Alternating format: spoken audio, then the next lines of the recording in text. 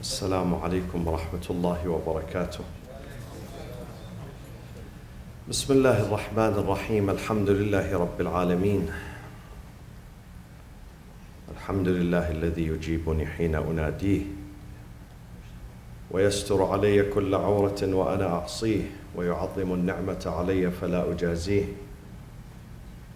نحمده ونسبحه ونقدسه على آلائه ونعمائه ونشهد أن لا إله إلا الله وحده لا شريك له إلها واحدا أحدا فردا صمدا قيوما.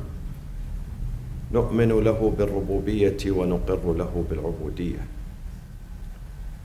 من يهدي الله فهو المهتدي ومن يضلل فلن تجد له وليا مرشدا. ونشهد أن سيدنا محمدا عبده ورسوله أرسله بالهدى ودين الحق ليظهره على الدين كله.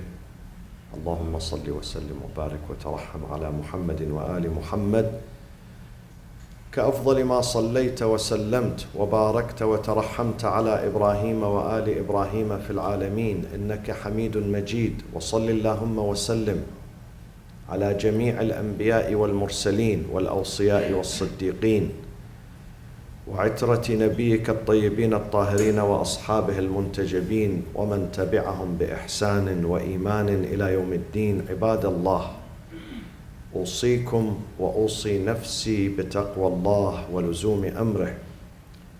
قال الله تبارك وتعالى في كتابه العزيز: أعوذ بالله من الشيطان الرجيم. بسم الله الرحمن الرحيم. شهر رمضان الذي أنزل فيه القرآن هدى للناس وبينات من الهدى والفرقان. During this last Friday of the month of Ramadan, in the first sermon, I'd like to mention and emphasize on one subject as we come to the conclusion of this beautiful month of Ramadan. And that subject is our relationship with this book, with the Holy Qur'an, the Qur'an that have been descended during this month. أنزل فيه القرآن. The Prophet, peace be upon him, sallallahu alayhi wa sallam, says, من وقر القرآن فقد وقر الله سبحانه وتعالى. Your respect and your honor and your good treatment of this book means respect and honoring God. ومن استخف بالقرآن فقد استخف بالله. And if someone disdains this book and belittles this book and disrespects the book, is disrespecting God. And the Prophet, when he left his community, he said, I am leaving behind these two treasures, Kitab Allah wa itrati ahl bayti, the book of God and my family. I am leaving them behind for my ummah to follow. And therefore this book, we have 3 steps here as to how respect this book and honor this book and honor the gift that has been left behind by the Prophet sallallahu alaihi wasallam. And these steps has to be followed even after the month of Ramadan, throughout the whole year. Yes, our focus is during the month of Ramadan, but that should not end. Our journey with the Quran should not end by the end of the month. When the month ends, we must continue this journey of companionship and respect to this book through 3 steps. Step number 1, فَقْرَأُوا مَا تَيَسَّرَ مِنْهِ. Recite as much as it's easy and affordable. Ma tayassar means whatever you can afford. If you can afford 3 verses a day, this is good.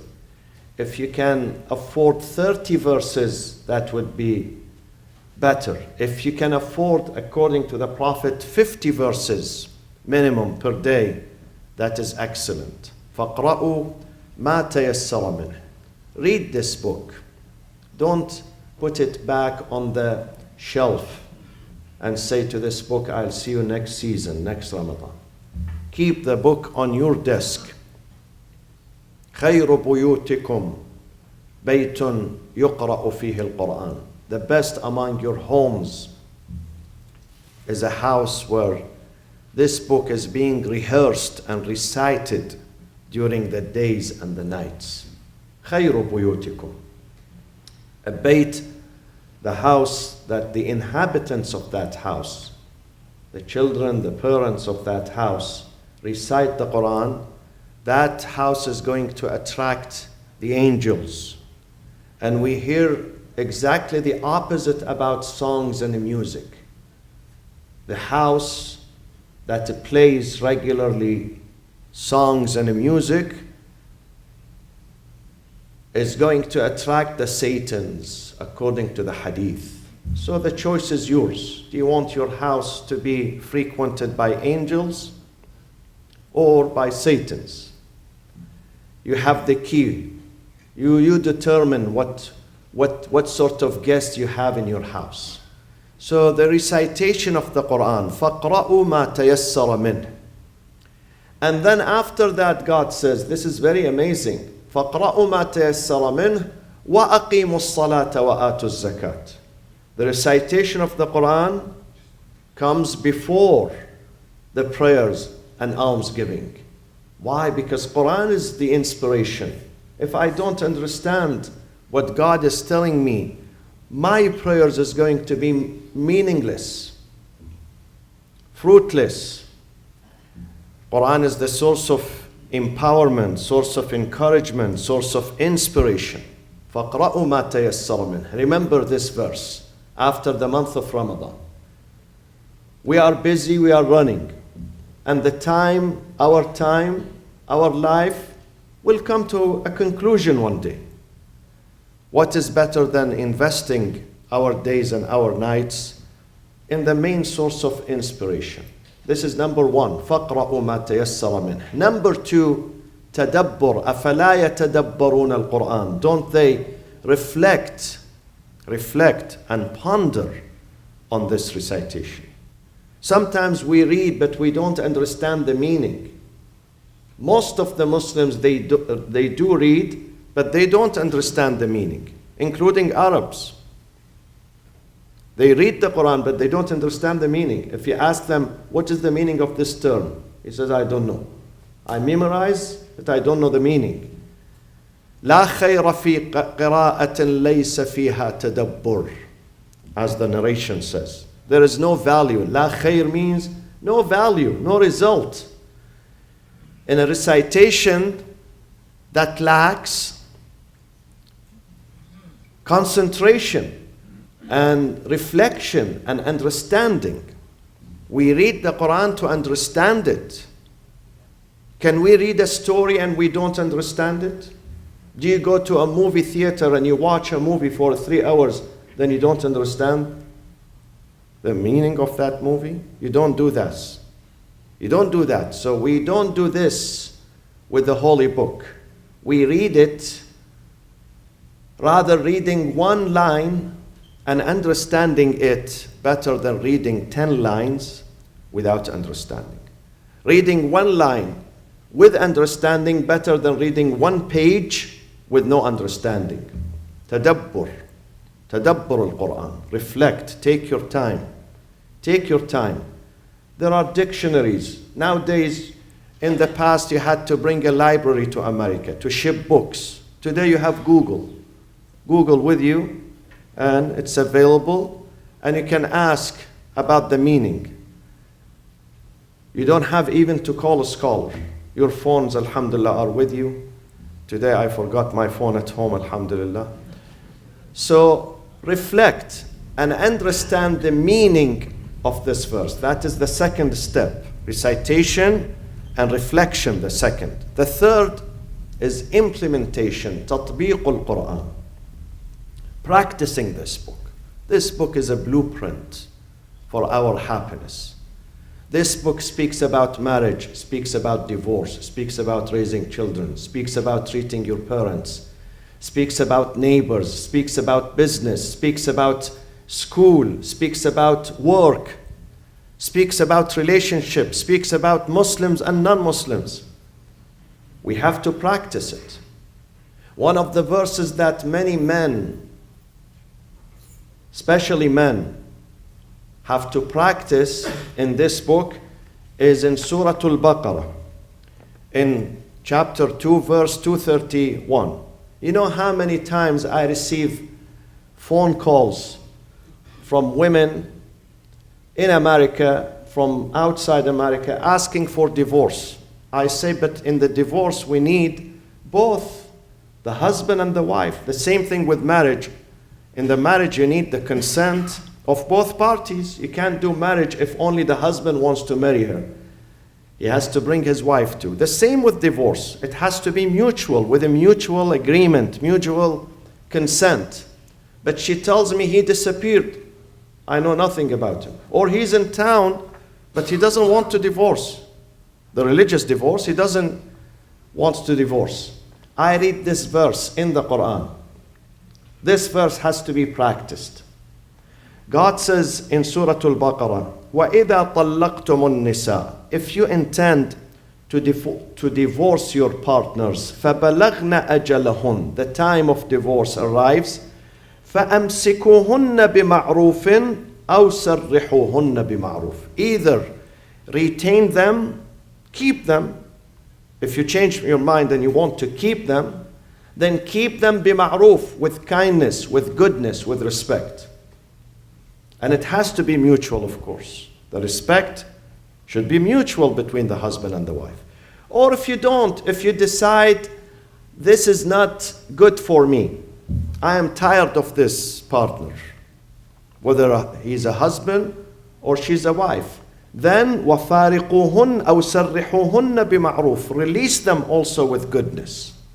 Release them not with reluctance, not with harm. Don't hurt them.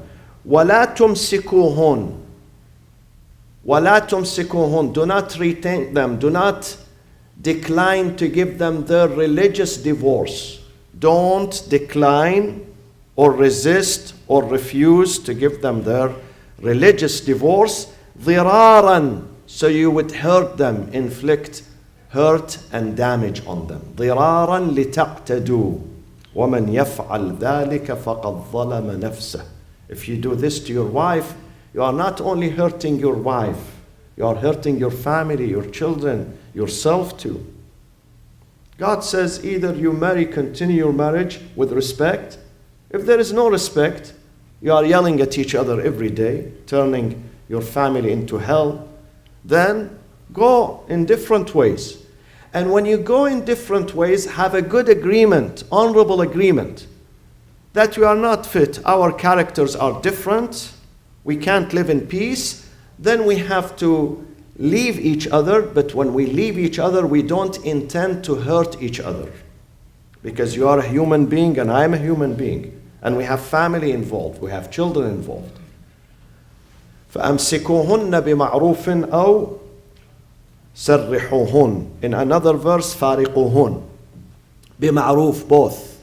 This is the teachings of our book. Many people read this verse in the month of Ramadan, but they don't practice it. They don't pay attention to it. They don't understand the meaning of it. Our journey with the Qur'an has to continue after the month of Ramadan, and this is the last Friday of this month. Number one, فَقْرَأُوا مَا تَيَسَّرَ مِنْهُ. We read the Qur'an as much as we can, as much as we afford. Sometimes you afford at Fajr, early day, sometimes at midnight, sometimes when you are in your office, sometimes when you are driving. Sometimes you can listen. If you can't read, then listen to the Qur'an and repeat. And nowadays these apps are available. They made it easy for us. Number two, reflection. The understanding of the Qur'an. The Qur'an is an ocean of knowledge and hikmah and wisdom. And number three, practicing the Qur'an in our social life, in our families, in our societies. My friends, most likely the Eid is going to be on Wednesday. Most likely. We will announce that, inshallah, Monday night. If Monday night there are no news of the observation of the new moon, then Tuesday will be the 30th of the month of Ramadan, and Wednesday will be the 1st of Shawwal, the day of Eid.